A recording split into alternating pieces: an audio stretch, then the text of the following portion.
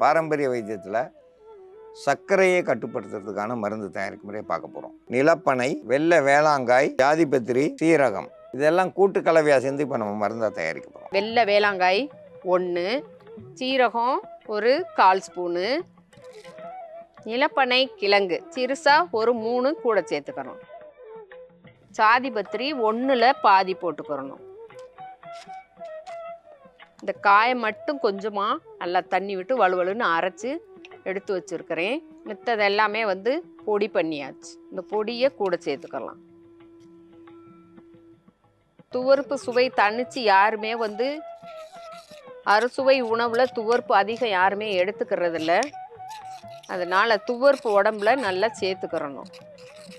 இதை நீங்கள் இப்படியே சாப்பிட்றலாம், அல்லது தண்ணி ஒரு 20 மில்லி அளவுக்கு கலந்து கொஞ்சம் கொஞ்சமாக சிப் பண்ணி தண்ணி கலந்தும் குடிச்சுக்கிறலாம். குழந்தைங்களா, சின்ன வயசு பிள்ளைங்க 10 வயசு 15 வயசுக்குள்ளே இருக்கிறவங்களுக்கு சுகரு கூடி போயிருக்குது அப்படின்னாக்கா அவங்களுக்கெல்லாம் தண்ணி கலந்துட்டு கொஞ்சமாக அப்படியே வாயில் வச்சு ஒரு 5 நிமிஷம் எவ்வளோ மெதுவாக சாப்பிட்றீங்களோ இந்த மருந்தை ஒரு அரை மணி நேரமாவது நீங்கள் வச்சு மெதுவாக வாயில் சுவைச்சு அப்படி குடிச்சிட்டு தண்ணி கலந்து தான் குடிக்கணும்.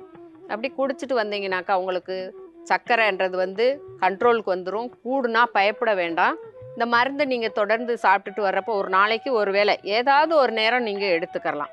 அப்படி சாப்பிட்டுட்டு உணவு முறைகளை நவதானியங்கள்னா அந்த சிறுதானியங்கள் எல்லாமே நீங்கள் சாப்பிட்டுட்டு வர்றப்போ சுகர் கண்ட்ரோலில் இருக்கும். சுகர் கண்ட்ரோலுக்கு வர்றதுக்கு இது ஒரு சிறந்த மருந்து.